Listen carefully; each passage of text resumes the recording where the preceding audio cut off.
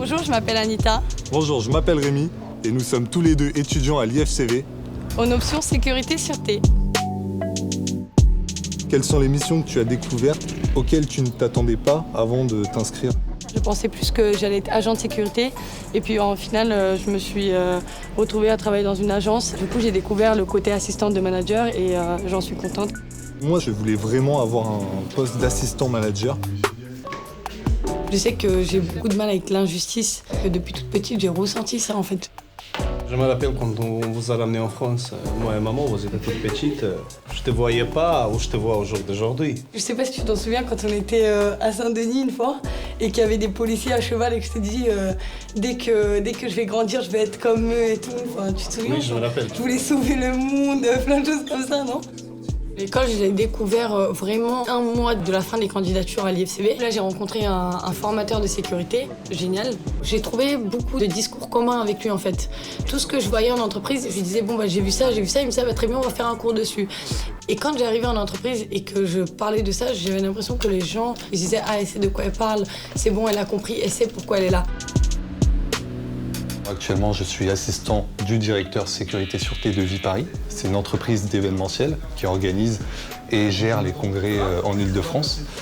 Et je suis réserviste chez les pompiers de Paris. À la fin du bac, pour moi, il n'y avait pas de poursuite d'études. Le lycée a commencé donc à parler de cette nouvelle filière qui s'est créée donc il y a qu'un an, d'option sécurité-sûreté. Ça laisse l'opportunité de poursuivre des études pour après même aller jusqu'à une licence, voire éventuellement un master. Il y avait une dame qui a eu un malaise dans le bus. Ah oui, c'est vrai. Elle a vidé le bus pour aider la dame. Je me sentais comme un super-héros. Oui, j'avais même appelé les pompiers, j'avais fait les premiers secours.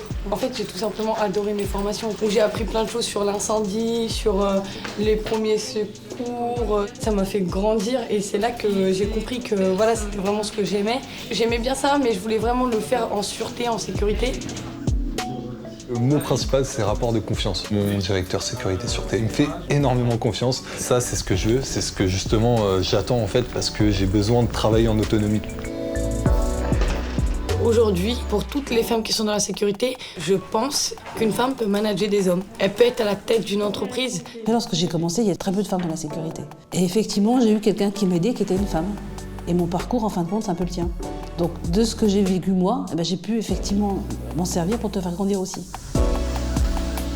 Manager les équipes m'intéressait énormément et c'est aujourd'hui ce que je réalise et ce dont je suis très fier.